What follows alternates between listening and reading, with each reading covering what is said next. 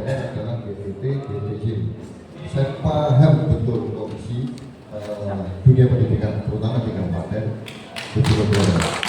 Itu memang betul sangat diberikan tangkap itu kelompok langkah. Pertama yang kemudian dihasilkan dari DPRD revisi adalah soal dana abadi. Itu sampai akhir kali dulu nanti soal anggaran Bojonegoro yang akan berparkir 3,6 triliun. Ini ceritanya bagi kota Pak, itu bukan dana kaget. Jadi memang ketika proyek APBD berjalan, terus kemudian di tengah perjalanan ada impres dari Presiden untuk melakukan proses penghematan kan gitu.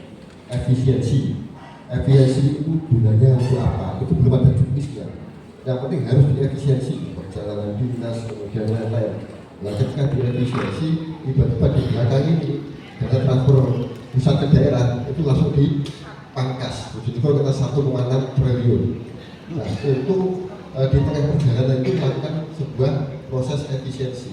Kemudian yang ketiga, Silpa itu paling terbesar dihasilkan dari data transfer pusat ke daerah yang selalu ditransferkan di akhir tahun, sehingga ini tidak bisa digunakan mandek dari nilainya besar, ada 600 miliar, 800 miliar untuk Kabupaten Bojonegoro, ada 900 miliar, 1 miliar itu transfernya di bulan Desember di akhir tahun. Proyek APBD 2024 misalkan atau 2024 itu sudah dikunci, artinya tidak bisa masuk. Ini bisa digunakan di PAPBD di tahun yang akan berjalan. Belanja PAPBD di tahun yang akan berjalan itu bagaimana prosesnya bisa menyerap anggaran yang lebih besar? Kan tidak mungkin. Nah itu terjadi proses begitu sehingga kemudian dana itu menjadi tidak atau istilahnya parkir atau diposisikan itu seluruhnya kan regulasi sebenarnya dari pusat, bukan dari Kabupaten Bojonegoro. Kemudian hari ini 3,6 triliun itu peruntukannya itu sudah jelas pada tahun 2020. Nah, Silpa ini diprediksi akhir tahun Bojonegoro ini 2,7 triliun. 2,7 triliun ini belanja Kabupaten Bojonegoro dengan PAD-nya tentu kan tidak beda ya. Ada 2,7 ya pas ini nanti untuk dibelanjakan di tahun 2026. Kemudian soal pendidikan, adanya migas dan lain-lain, kita sudah menginisiasi dana abadi daerah. Dana abadi daerah itu gunanya untuk apa? Menjamin kelangsungan pendidikan lintas generasi sampai yang akan datang. Ketika minyak Bojonegoro itu habis, anak cucu kita itu masih bisa merasakan adanya migas yang ada di Kabupaten Bojonegoro. Satu-satunya perda yang sudah disahkan oleh DPRD se-Indonesia yang punya hanya Kabupaten Bojonegoro, itu khusus digunakan untuk pendidikan. Pendidikan itu tidak terbatasi beberapa hal, aspek seluruh pendidikan, mulai pesantren, pendidikan agama, pendidikan umum dan lain sebagainya. Jadi target selama 5 tahun itu dana abadi daerah itu nanti akan menyumbang sekitar 3 triliun.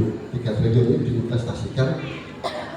Pokoknya ini tidak diambil, tapi bunganya atau hasil investasinya ini digunakan untuk pembiayaan pendidikan di seluruh masyarakat Kabupaten Bojonegoro. Harusnya rembuk pendidikan pada kesempatan hari ini juga merumuskan beberapa hal yang kemudian menjadi langkah-langkah strategis yang harus dilakukan oleh pemerintah kabupaten. Soal kesejahteraan dulu, nah ini pupuk ada Pak Menang.